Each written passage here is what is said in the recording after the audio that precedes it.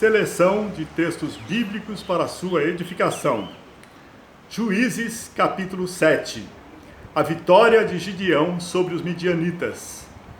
Gideão e todo o seu exército acamparam junto à fonte de Arode.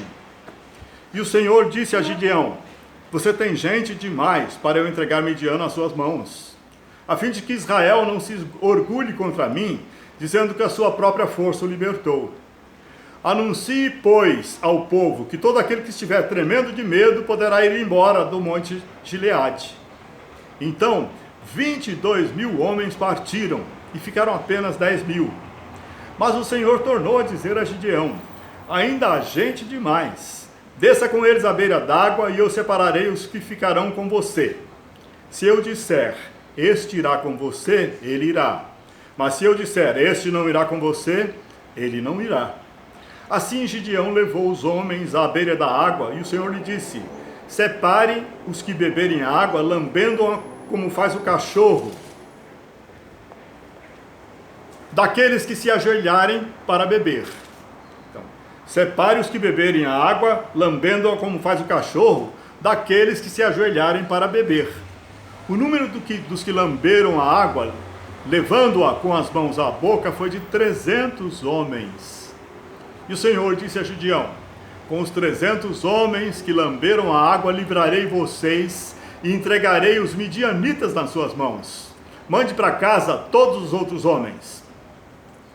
Naquela noite o Senhor disse a Gideão: levante-se e desça ao acampamento, pois vou entregá-lo nas suas mãos.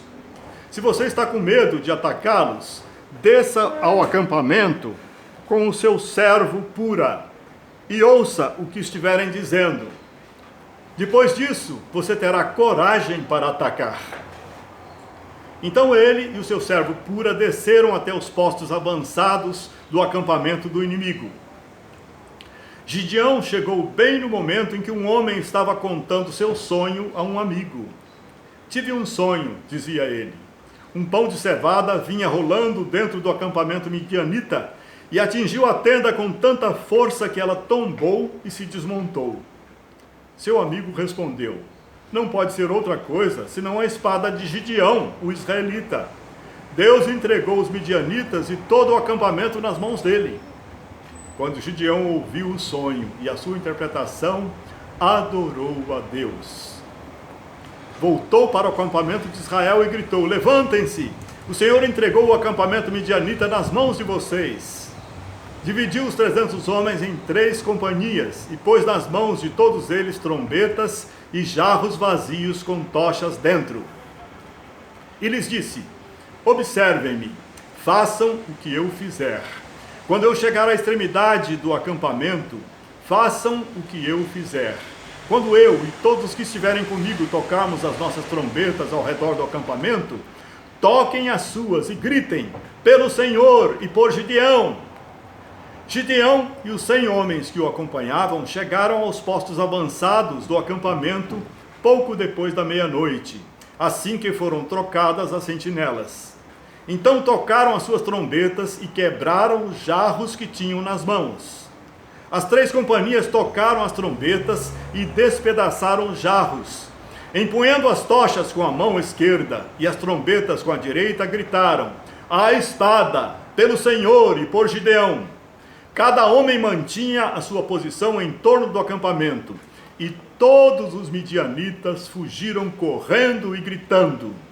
Quando as 300 trombetas soaram, o Senhor fez que em todo o acampamento os homens se voltassem uns contra os outros com as suas espadas. Oh glória! Aleluia! Capítulo 8. O manto sacerdotal de Gideão. Os israelitas disseram a Gideão: reine sobre nós, você, seu filho e seu neto, pois você nos libertou das mãos de Midian. Não reinarei sobre vocês, respondeu Gideão, nem meu filho reinará sobre vocês. O Senhor reinará sobre vocês. E prosseguiu: só lhes faço um pedido, que cada um de vocês me dê um brinco de sua parte dos despojos. Um brinco de ouro. Gideão usou o ouro para fazer um manto sacerdotal que ele colocou em sua cidade, em Ofra. todo Israel prostituiu-se, fazendo dele objeto de adoração, e veio a ser uma armadilha para Gideão e sua família. Durante a vida de Gideão, a terra desfrutou paz durante 40 anos. Logo depois que Gideão morreu, os israelitas voltaram a prostituir-se com os Baalins, cultuando-os, e não se lembraram do Senhor, o seu Deus, que os tinha livrado das mãos dos seus inimigos em redor. Capítulo 10. Os israelitas disseram ao Senhor: ó Senhor, nós pecamos, faze conosco o que achares melhor, mas te rogamos, livra-nos agora. Então eles se desfizeram dos deuses estrangeiros que havia entre eles e prestaram culto ao Senhor. E ele não pôde mais suportar o sofrimento de Israel. Capítulo 11. Então o Espírito do Senhor se apossou de Jefté. Este atravessou Gileade e daí avançou contra os inimigos amonitas. E o Senhor os entregou nas suas mãos. Assim, os amonitas foram subjugados pelos israelitas. Capítulo 12. Jefté liderou Israel durante 6 anos. Capítulo 13. O nascimento de Sansão. Os israelitas voltaram a fazer o que o Senhor reprova, e por isso o Senhor os entregou nas mãos dos filisteus durante 40 anos. Certo homem chamado Manoá tinha uma mulher estéril. Certo dia, o anjo do Senhor apareceu a ela e lhe disse: você é estéril, mas engravidará e dará à luz um filho. Todavia tenha cuidado, não beba vinho nem outra bebida fermentada, e não coma nada impuro. E não se passará navalha na cabeça do filho que você vai ter, porque o menino será nazireu, consagrado a Deus desde o nascimento. Ele iniciará a libertação de Israel da mão dos filisteus. Então a mulher foi contar tudo ao seu marido. Um homem de Deus veio falar comigo. Era como um anjo de Deus de aparência impressionante. Ele me assegurou: você engravidará e dará à luz um filho. Todavia não beba vinho nem outra bebida fermentada e não coma nada impuro, porque o menino será nazireu, consagrado a Deus desde o nascimento até o dia da sua morte. Então Manoá orou ao Senhor: Senhor, eu te imploro que o homem de Deus que enviaste volte para nos instruir sobre o que fazer com o menino que vai nascer. Deus ouviu a oração de Manoá, e o anjo do Senhor veio novamente falar com a mulher quando ela estava sentada no campo. E ela foi correndo contar ao marido: o homem que me apareceu outro dia está aqui. Manoá levantou-se e seguiu a mulher. Quando se aproximou do homem, perguntou: foste tu que falaste com a minha mulher? Sim, disse ele. Quando as tuas palavras se cumprirem, Manoá perguntou: como devemos criar o menino? O anjo do Senhor respondeu: sua mulher terá que seguir tudo o que eu lhe ordenei. E a mulher deu à luz um menino e pôs-lhe o nome de Sansão. Ele cresceu e o Senhor o abençoou. E o Espírito do Senhor começou a agir nele quando ele se achava em Mané-dan. Capítulo 14. O casamento de Sansão. Sansão desceu a Tímna e viu ali uma mulher do povo filisteu. Quando voltou para casa, disse a seu pai e a sua mãe: vi uma mulher filisteia em Tímna, consigam essa mulher para ser minha esposa. Seus pais não sabiam que isso vinha do Senhor, que buscava ocasião contra os filisteus, pois naquela época eles dominavam Israel. Sansão foi para Tímna com seu pai e sua mãe. Quando se aproximavam das vinhas de Tímna, de repente um leão forte veio rugindo na direção dele. O Espírito do Senhor apossou-se de Sansão, e ele, sem nada nas mãos, rasgou o leão como se fosse um cabrito. Capítulo 15. Sansão liderou Israel durante 20 anos, no tempo do domínio dos filisteus. Capítulo 16. Sansão e Dalila. Sansão se apaixonou por uma mulher chamada Dalila.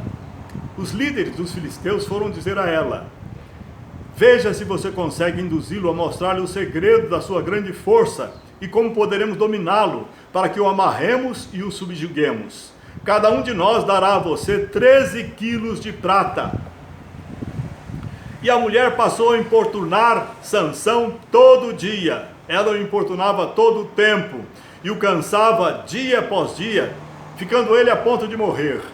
Por isso ele lhe contou o segredo: jamais se passou navalha em minha cabeça, pois sou nazireu desde o ventre materno.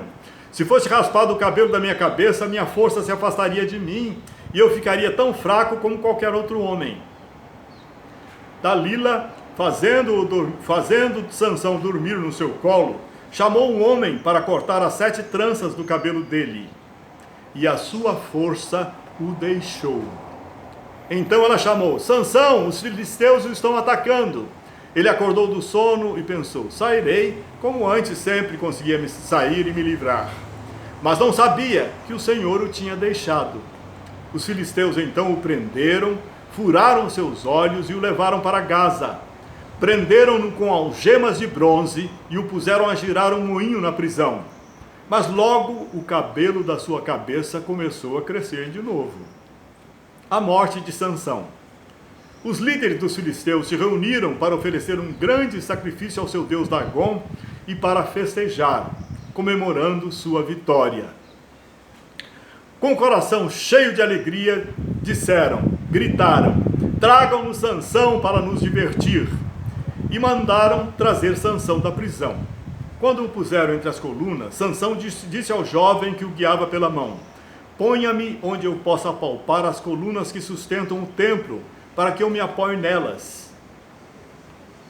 Todos os líderes dos filisteus estavam presentes, e no alto, na galeria, havia cerca de 3.000 homens e mulheres vendo Sansão, que os divertia. E Sansão orou ao Senhor: ó soberano Senhor, lembra-te de mim. Ó Deus, eu te suplico, dá-me forças mais uma vez, e faze com que eu me vingue dos filisteus por causa dos meus 2 olhos. Então Sansão forçou as 2 colunas centrais sobre as quais o templo se firmava. Apoiando-se nelas, tendo a mão direita numa coluna e a esquerda na outra, disse: que eu morra com os filisteus. Em seguida, ele as empurrou com toda a força, e o templo desabou sobre os líderes e sobre todo o povo que ali estava. Assim, na sua morte, Sansão matou mais homens do que em toda a sua vida.